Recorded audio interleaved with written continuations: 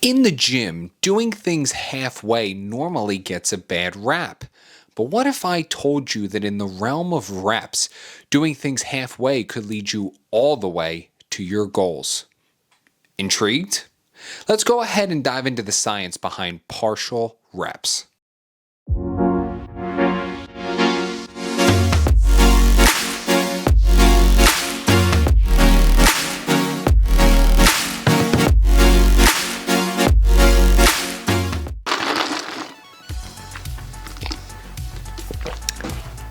Welcome back, everyone, where we're going ahead and breaking down the science and the interest behind partial reps, those silent heroes in the gym. Now, what are partial reps? They're not a shortcut, they're a secret weapon to be used in your gym arsenal. And I'm going to tell you when and how to utilize them best today. Let's dive in and find out how doing less can sometimes lead you to gaining even more.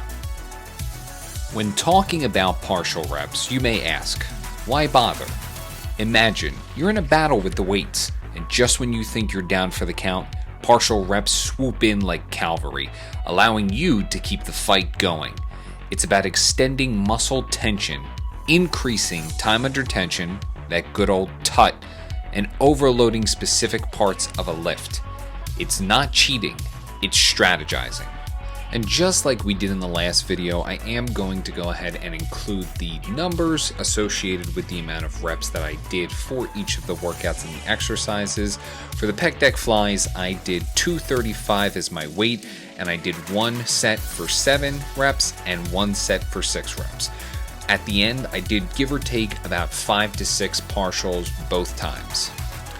Now, the dumbbell press is a prime example as to one of the more difficult exercises to perform, especially when you're doing heavier weights, partials at the end.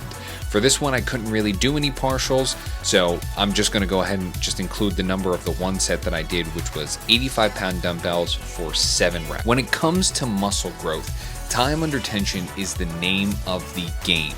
Partial reps keep the party going in Muscletown, even after all full reps have called it a night. This extended tension can lead to more muscle fatigue and growth along with it. And let's talk safety, because who wants to be that person sidelined with an injury? By limiting the range, we're like cautious adventurers, exploring without overstepping into the danger zone.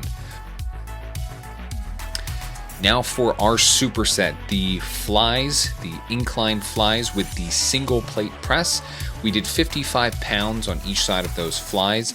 The rep range was 7 and 6 for the flies, and then we did 10 both times with the 35-pound plate, each of those sets, 10 reps, and that was done partials, just very little. 3 to 4 is really all you needed at the end after both of those, just to kind of go ahead and give you that extra oomph. Focusing on those sticky points and lifts can turn your weaknesses into strengths, like turning a pizza with just crust into a full-blown feast with all the toppings.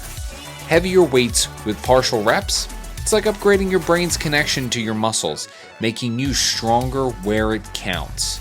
For the seated fullback cable row, I ended up doing 160 pounds for both of my sets, but the first set I got a rep range of 8 with some partials at the end, as you see, and 6 on the second set with some extra partials as well at the end.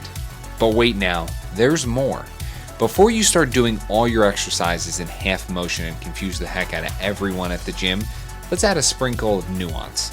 Research has shown that, like a good plot twist in a movie, full range reps have their own set of benefits, especially for muscle stretch and overall growth. For the standing cable row for the lats, I'm not 100% certain if that's the technical term or name, but that's what I'm calling it.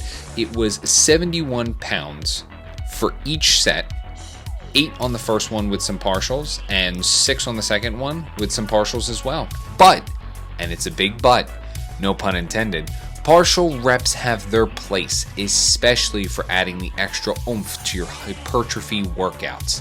Think of it like adding a secret ingredient to your protein shake. In the right context, it can make all the difference. And finally, the seated chest supported row. Once again, not 100% certain on the technical term of this machine because it just said row.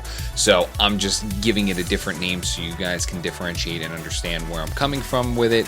But I stuck with it for 145 pounds for both sets, with 10 on the first go around and 8 on the second. Incorporate partial reps to push beyond failure, to target specific muscle segments, and to add a variety to your workouts.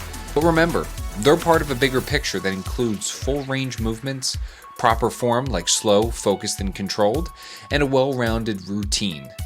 Thank you guys all so much for watching.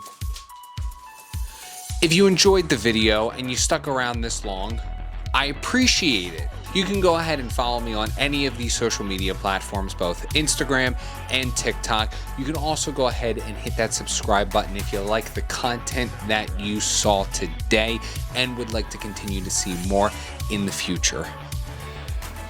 I got a lot to clean up. I'm gonna catch you guys next time. See you all in the next video. Take care. See you.